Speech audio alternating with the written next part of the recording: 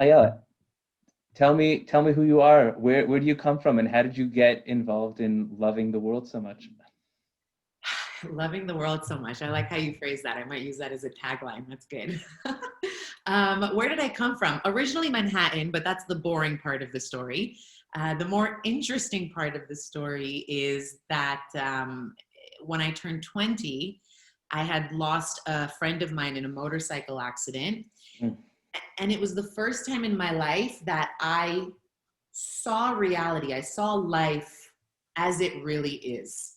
Prior to 20, I was just daydreaming, right? I was going through life sleepwalking. The most important thing in my life was my next shopping spree, right? Teenager.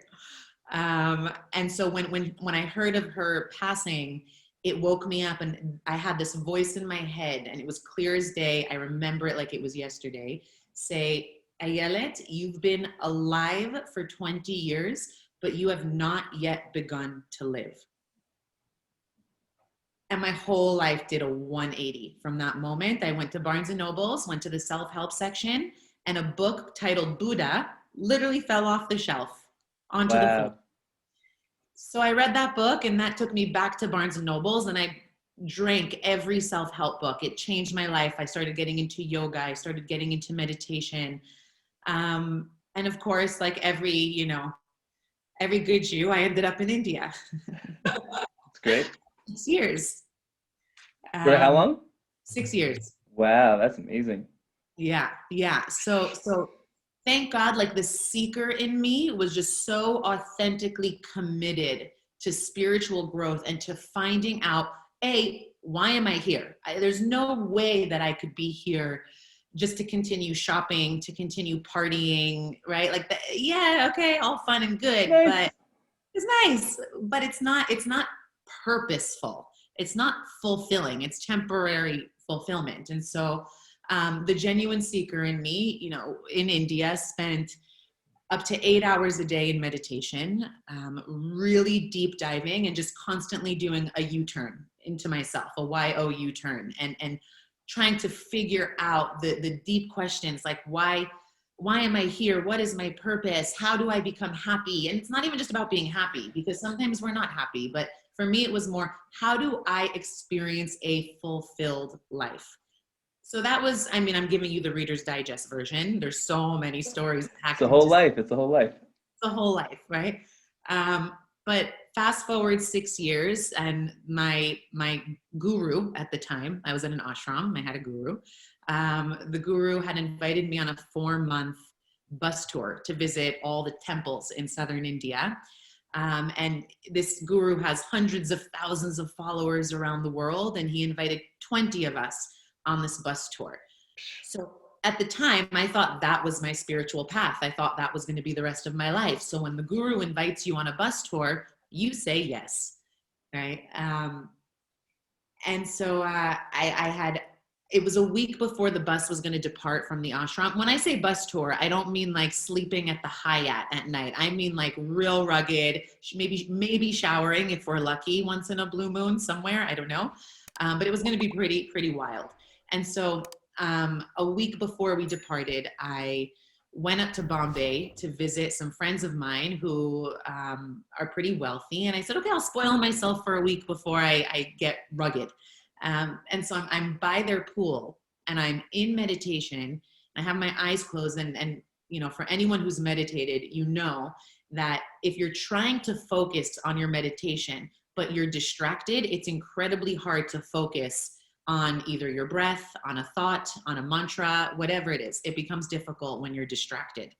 And I was distracted. There was this voice that kept trying to come in to my meditation, and I kept trying to push it away, and it would keep coming back, and I would keep pushing it away, until finally I said, okay, something is trying to tell me something, so let me entertain the voice. So I brought it to the forefront of my consciousness, and the voice very clearly said, leave this country now and go to Israel. Within 30 minutes, I had a flight booked. Whoa. Yeah. At the time, I was working very deeply on intuition and how to follow that voice and how to know to surrender to that inner GPS, that inner guidance system. So I surrendered to the voice, followed it. That I was the next day on a plane in Israel with nowhere to sleep, no itinerary, no plan. I wasn't observant at the time. So the only thing I thought at the time was the last place I want to be is Jerusalem. I'll go to Tel Aviv.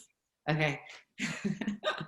But I didn't know anyone in Tel Aviv and I had no idea what I was going to be doing. So I called up a friend who was from Jerusalem, a family friend. And I said, do you know anyone in Tel Aviv that I can stay with? And they said, lucky for you, I just signed a lease on an apartment in Tel Aviv. I left Jerusalem. There's an empty bedroom. Come and stay as long as you want for free. I'll come and pick you up from the airport. Right? Wow. Like that. It's like that Israeli brother sisterhood, you know, it's just amazing. And also just like the reason I'm sharing this part of the story is to show how Hashem really guided me every step of the way. So looking back in hindsight, I see that the more I've surrendered, the more Hashem has taken the driver's seat of my life and things end up really good, thank God. Wow, that's amazing. What a crazy story. Yeah, it's wild. Were you in touch with anybody else after you left from the ashram? Or did that kind of fall apart because you ditched the bus?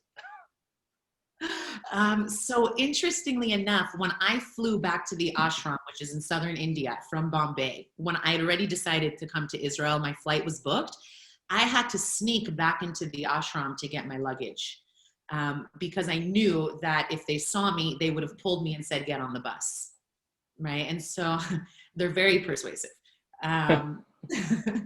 And this is part of also just like the divine providence, like seeing God's hand in every detail. Because when I arrived to the gate of the ashram, I knew after 6 years, you know everybody at the ashram, right? I knew everyone who lived there, all the devotees. For the first time in 6 years, there was someone brand new at the front gate. Brand new. Wow. Yeah. So he let me in because I had my badge. And long story short, the moment that I arrived to the ashram, the guru, which he like never does, he called like an ashram wide gathering in the meditation hall. So nobody was walking around. It was just me. I went, grabbed my stuff and snuck out of the ashram. So since then, there's a couple people who I'm still in touch with because I feel like they didn't judge me for my leaving, for my decision.